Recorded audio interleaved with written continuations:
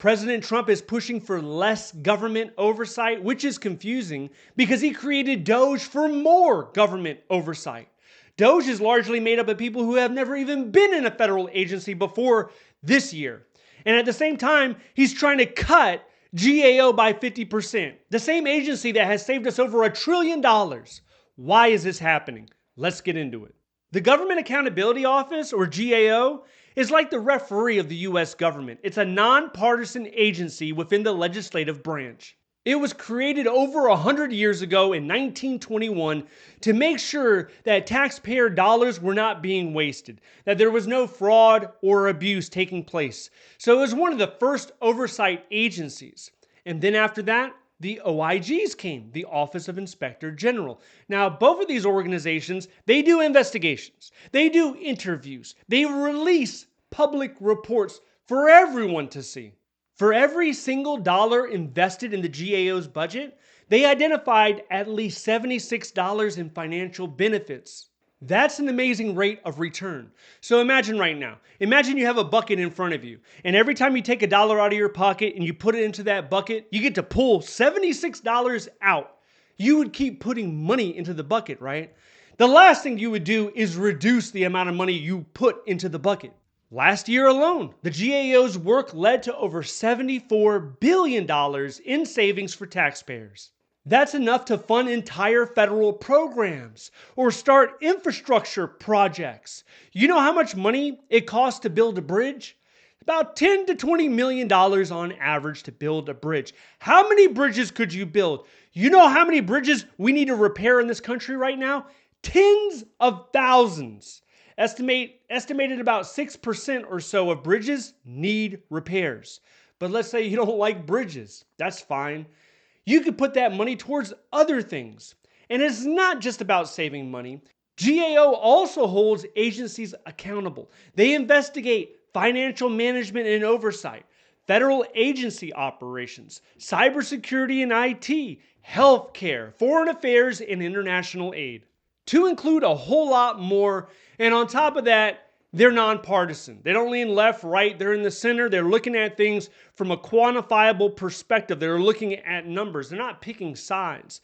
I personally work with the GAO when I was in the VA. I was part of a high-risk group.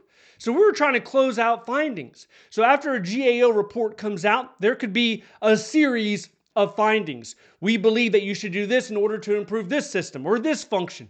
And then you get with the sub-agency or you get with the office that's responsible for that and you work out a plan with milestones and you see it through the end. And that's what I did on a weekly basis.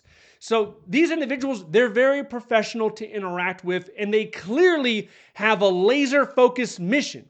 Now then the pushback is like, well, if they're so efficient, if they're so great at their job, why is there still fraud, waste, and abuse? And it's because we have trillions of dollars going back and forth, and there's always going to be bad actors trying to siphon away some of that money. An executive director of the American Governance Institute said GAO is one of the most powerful, long-standing, independent voices for following the law. They're the umpires who call balls and strikes. So why would anyone want to gut the agency that's responsible for saving billions of dollars? Who would not see the value in keeping this agency strong? Let's look at a couple of cases. This year, GAO found the Institute of Museum and Library Services violated a law called the Impoundment Control Act. Now, we talked about this before, but essentially this act says that when Congress approves money, you need to spend the money. You can't go behind Congress and try to claw that money back and spend it for some other purpose. You just can't do that. Last month, the GAO investigated the Federal Highway Administration. Congress had passed the 2021 Infrastructure Investment and Jobs Act, which included funding for states to build electric vehicle charging stations, but they didn't release that money. So yet again, we have Congress coming together, putting it to vote, and agreeing to spend money. We're going to build electric vehicle chargers. Now, to some other people, this could be seen as a waste of money. I would tell those individuals to look at China, because right now, China is on the verge of selling more electric cars, if they're not already. They're selling more electric cars than internal combustion engine cars. That's the way of the future, regardless if you like it or not. You don't like electric cars? That's fine, but they're going to be more efficient. They're going to be much more affordable. So that's where we're headed. So Congress said, spend the money. It didn't get spent. The GAO flagged this as another violation of the Impoundment Control Act, pushing to get that money flowing again. These are not the only two cases that GAO is working on when it comes to the Impoundment Control Act. There's 39 other. There could be more in addition to that. But this is a trend that we're seeing with the Trump administration. They're trying to claw more and more of that money back. GAO is the obstacle. GAO is what is stopping them. So GAO is under the crosshairs. On June 22nd, the House Appropriations Committee subcommittee released a draft of the 2026 spending bill. Buried in there was a proposal to cut the GAO's budget by nearly 50%, taking it from a budget of $800 million down to around $400 million. If that were to happen, GAO would be forced to lay off a lot of their employees, potentially thousands of their employees, and it would leave the agency unable to do its job, which would reduce oversight. Fewer staff means fewer investigations, which means more waste and fraud and abuse.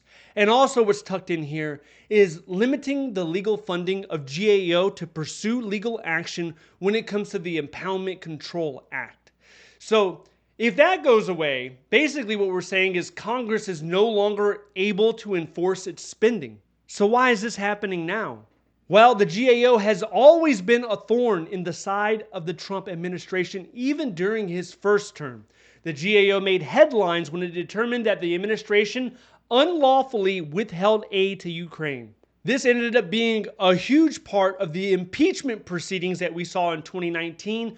Donald Trump was impeached by the House of Representatives. Later, he was acquitted by the Senate. The tension hasn't eased either. Russ Vought, the OMB director, posted last month, calling the GAO a quasi-independent arm that's out to sabotage the administration's efforts to manage taxpayer dollars. Senator Mike Lee chimed in saying the GAO has lost credibility as an independent body. But the president isn't supposed to manage taxpayer dollars. That's not the function, that's not the role of the president. That's Congress's responsibility. Now, the president, sure, he proposes a budget. He oversees the spending. But when it comes to managing it, that falls to Congress. Now, because of this tiff, these rising tensions, well, the Trump administration tried to embed a Doge cell within GAO. They wanted a Doge team inside of GAO. Here's a letter politely asking to come to GAO's office. And then we have the GAO's rejection letter, basically saying, we're part of the legislative branch, not the executive branch. Those strong-arm techniques might work for the rest of the executive branch, but over here, you don't have that authority. We report to Congress. Unfortunately, the leader of GAO for the last 15 years, he's stepping down at the end of 2025. The next leader will be nominated by President Trump, so you can ensure he's going to have an ally in there. So the independent nature of GAO could still be at risk. Representative Stephen Lynch calls this a self-inflicted wound. He's not alone. A lot of critics are saying that cutting GAO, it's not about saving money. It's about more control. So where do we go from here? They still had to review the markups. It's going to go to the House, and then they're going to vote on it. Then it'll go to the Senate before the president signs off on it. So there could be a lot of changes before this becomes law.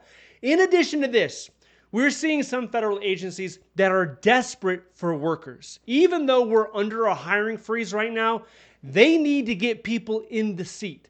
So this is a lot of different agencies for a lot of different positions. But if they don't get the right people in the seat, the public is going to suffer.